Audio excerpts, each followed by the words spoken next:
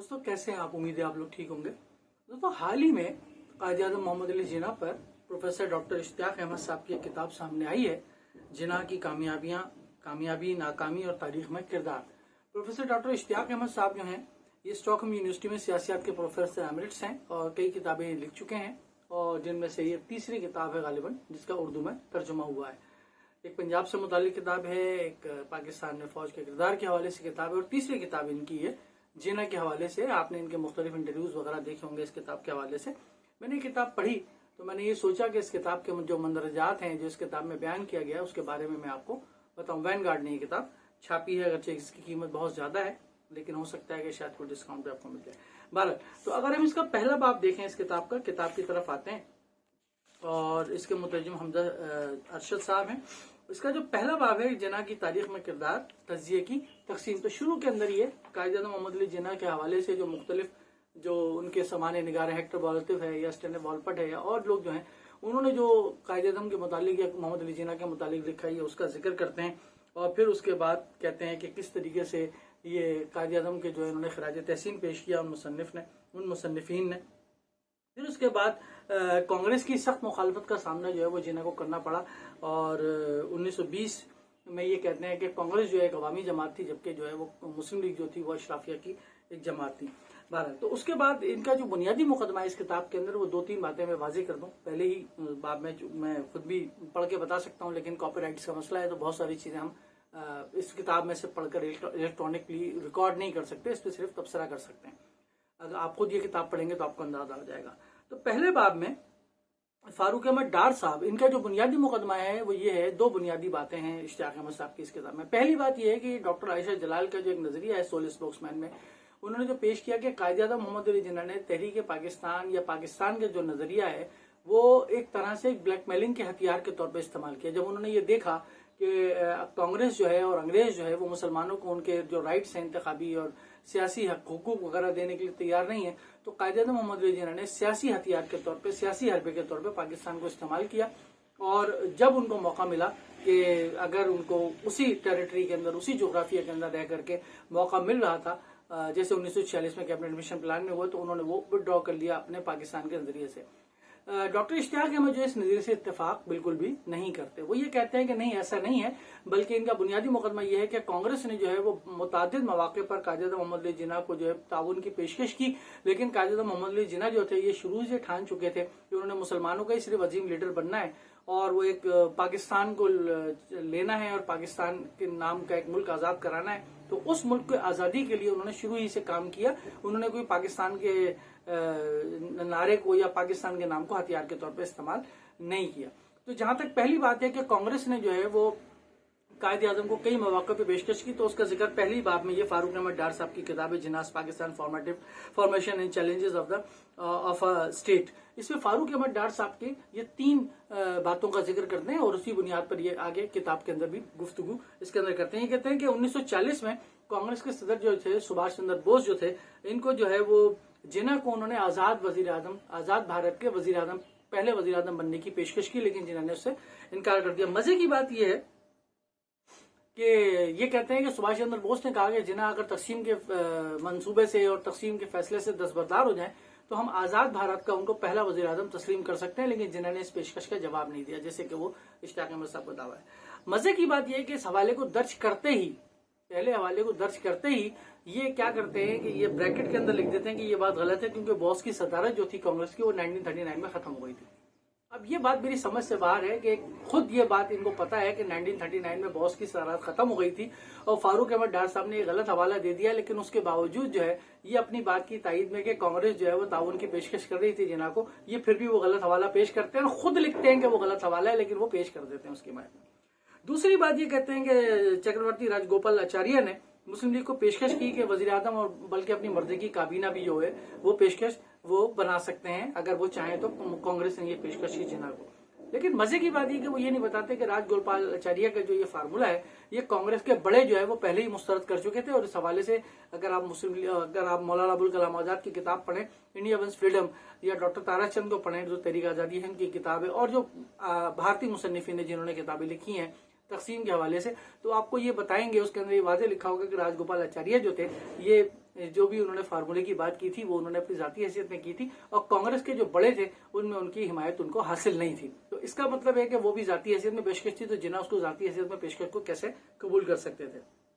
तीसरी बात ये लिखते हैं कि अप्रैल 47 में गांधी जो थे वो तमाम इख्तियार जिन्ना के हवाले करने के लिए तैयार हो गए थे, और इंतजामिया भी, बल्कि तमाम काबीना अबीना भी जिन्ना खुद बना लें, बशर्ते कि मुस्लिम लीग जो है वो जिन्ना जो है तकसीम के फैसले से दस्तबरदार हो जाए। मजे की बात यह है कि क्या गांधी को इस फार्मूले की तायीद जो है वो कांग्रेस के बड़ों से हासिल थी, जो उस वक्त कांग्रेस के बड़े थे, नेहरू था, पटेल थे और अबुल कलाम आजाद थे, और कांग्रेस की आमला थी, मजलिस आमला थी। क्या गांधी ने ये पेशकश जिन्ना को जाती हैसियत में की थी, या ये पेशकश जो है वो कांग्रेस की तरफ से आई थी? इस पर बहस नहीं करते बिल्कुल, वो ये बिल्कुल भी नहीं बताते, जबकि ये बात बिल्कुल हिस्ट्री में वाजे है, तारीख में वाजे है कि गांधी जो थे वो कांग्रेस के मेंबर नहीं थे, 4 आने के भी मेंबर नहीं थे। ये मैं आपको हकीकत बता, कांग्रेस के 4 आने के भी मेंबर नहीं थे गांधी। तो गांधी ने जो पेशकश की थी जिन्ना को, ये जाती हैसियत में की थी, और जाहिर है कि गांधी जो थे वो इस तरीके से तेजी के साथ अपने आप को टिल्ट करते थे। मसलन पहली जो गोल बेस कॉन्फ्रेंस हुई, उन्होंने कहा कि जी मैं तो कांग्रेस का नुमाइंदा नहीं, मैं तो जाती हैसियत में पेश हुआ हूँ। कभी वो कहते थे कि मैं अपने अंदर की आवाज सुन रहा हूँ,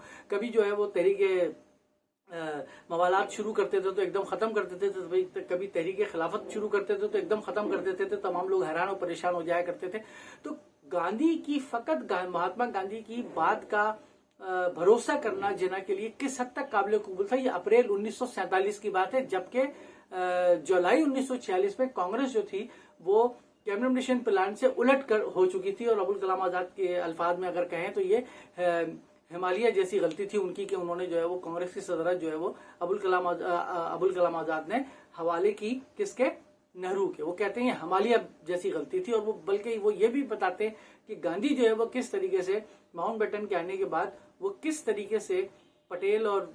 जब उनको तन्हाई में लेके गया, उनको समझाया, तो गांधी जो थे जो तकसीम के मुखालिफ तो वो भी हिमायती हो गए। तो अब ये अंदाजा लगाएं कि ये तमाम बैकग्राउंड ये दिए बगैर सिर्फ ये 3 बातें इन्होंने लिख दी हैं, ताकि जो आम पढ़ने वाला शख्स है, जिसने हिस्ट्री का मुताला नहीं किया, जिसने उसके बैकग्राउंड का मुताला नहीं किया, जिसने उसके तमाम वाकयात का हवाला नहीं किया, अहाता नहीं किया, वो बेचारा ये समझेगा कि देखो कांग्रेस तो पेशकश कर रही थी मुस्लिम लीग को, लेकिन मुस्लिम लीग जो थी वो जनाबे वाला इनकार पे इनकार किए जा रही थी। तो ये तीनों इनके दावे जो थे वो मैंने आपको अर्ज किया। उसके बाद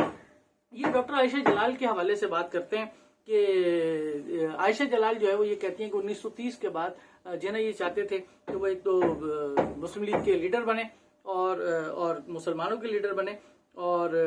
डॉक्टर साहिबा जो है वो ये कहती हैं कि उन्होंने हथियार के तौर पे इसको इस्तेमाल किया। आप ये देखें कि उन्होंने जो हवाला पेश किया है, अगर आप देखेंगे सफा नंबर 7 पर इस किताब के, तो आयशा जलाल की कोटेशन है। वो कोटेशन मैं पूरी नहीं पढ़ सकता हूँ कॉपीराइट की वजह से, लेकिन मैं आपको उसका लुबे लुबाब बना दिया कि 1930 की दिहाई के आखिरी हिस्से के बाद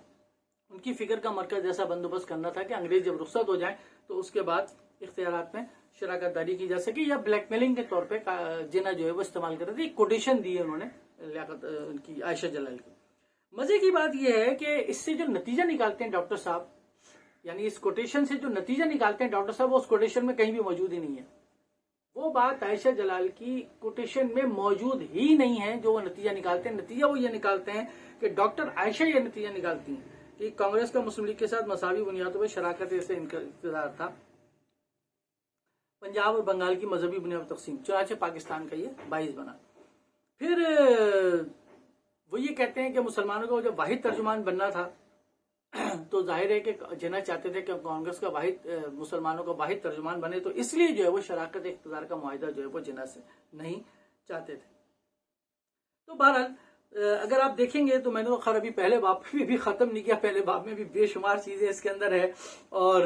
बहुत सारी चीजें। एक और आखिरी बात मैं करता हूँ इस बाब के हवाले से, फिर इंशाल्लाह मैं कोशिश करूंगा कि आइंदा नशिस्तों में आपको मैं इस किताब के और बहुत सारे जो तजादात है, इस किताब के अंदर भरपूर तजादात है, वो मैं आपको इल्मी तजादात है वो मैं दिखाऊं। मजे की बात यह है कि 1946 के अंदर जब जुलाई के अंदर जब जिन्ना ने मुस्लिम लीग ने कैबिनेट मिशन प्लान को मंजूर कर लिया था तो कांग्रेस ने भी मंजूर कर लिया था, लेकिन फिर उसके बाद अबुल कलाम आजाद ने अपनी सदारत का खात्मा किया और उसके बाद नेहरू को उन्होंने सदारत दी, जिसका मैंने अर्ज किया कि अबुल कलाम आजाद की किताबें आप पढ़ सकते हैं कि वो कितनी बड़ी गलती इसको करार देते हैं। और जवाहरलाल नेहरू ने 10 जुलाई 1946 को एक प्रेस कॉन्फ्रेंस की जिसमें उन्होंने ये कहा कि हम किसी मुआहिदे के पाबंद नहीं है, हमने मान तो लिया है कैबिनेट मिशन प्लान, लेकिन जब हम